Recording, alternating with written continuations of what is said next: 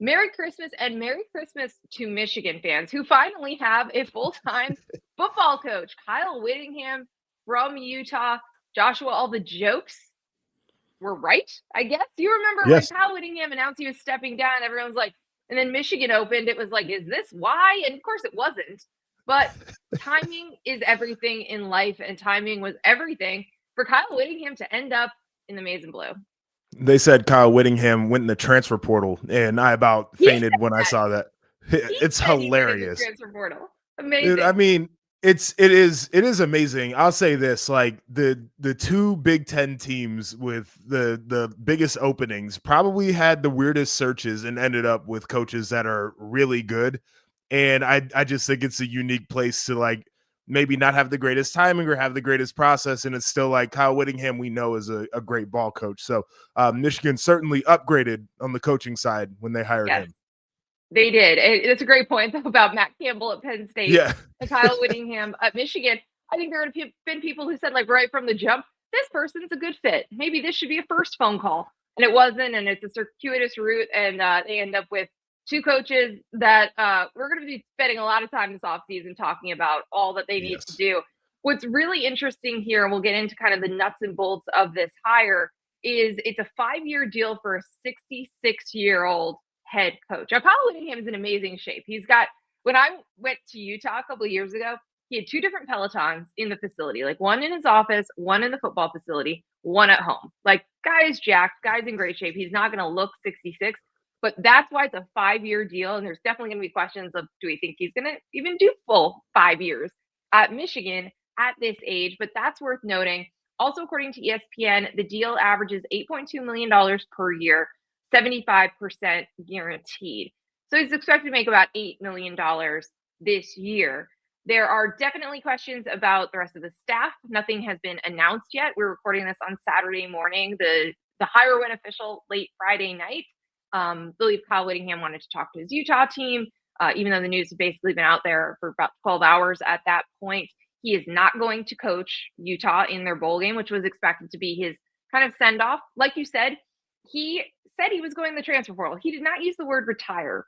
And that was something that we all nitpicked on the day that he announced he was stepping down from Utah. He's the winningest coach in Utah history, but he did not say he was retiring. They had a succession plan in place with Morgan Scalley to take over. I feel like the last couple of years, Joshua, at the end of each season, we were like, is this going to be it for Kyle I Whittingham? know. Like, what year is he going to retire? But he did not use the word, and clearly still wanted to coach, and then became, a viable candidate here for Michigan. But that's what ended up very interesting, because it was a little bit of an awkward exit because Right. it was not a retirement. Like, they were kind of celebrating him, but you could tell he felt like he was trying to get out before people got sick of him a little bit. Yes. You know what I'm saying?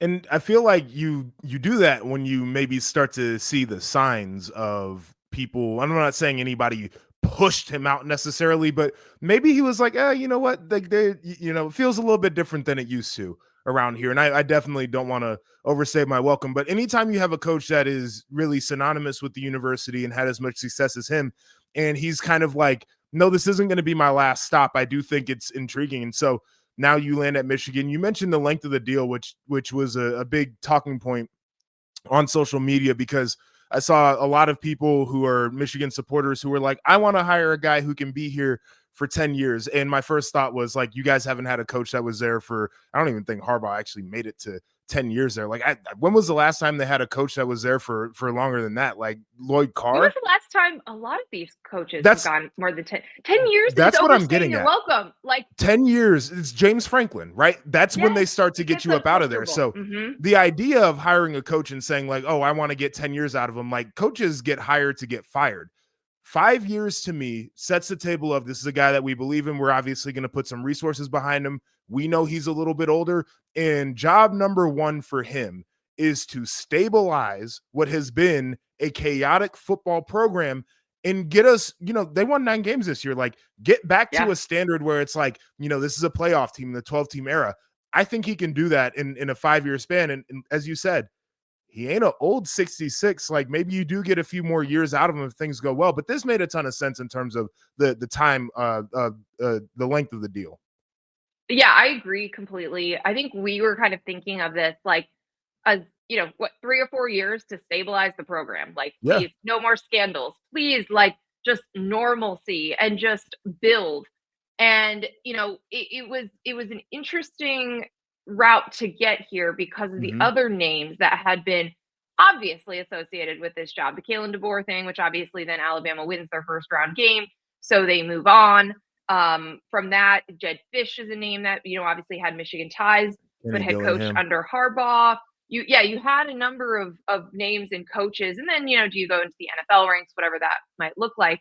But I think this is a great and a fresh start for Michigan to Hmm. go for someone like Kyle Whittingham, who has never coached in the Big Ten, by the way.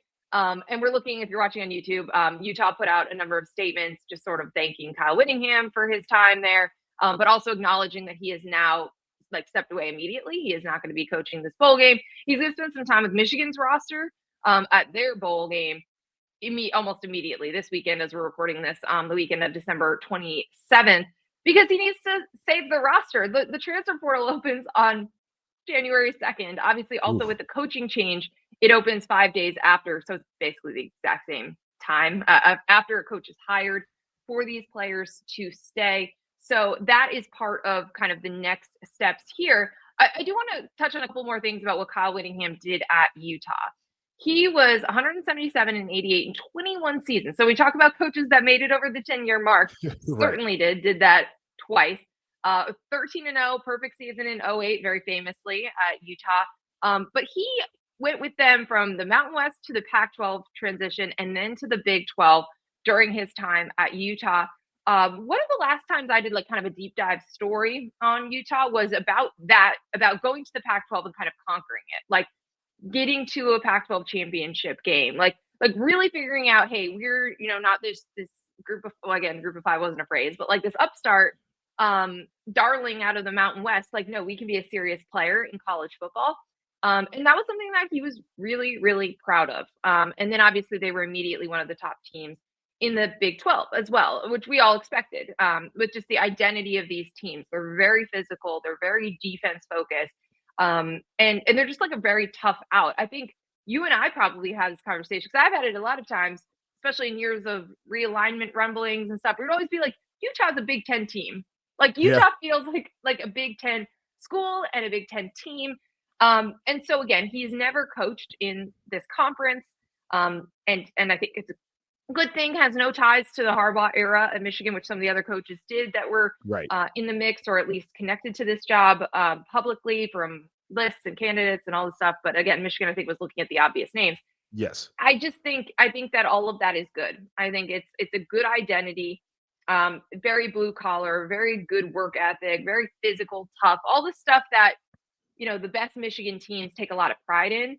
But a fresh start, somebody new, somebody who's not bringing baggage to Ann Arbor.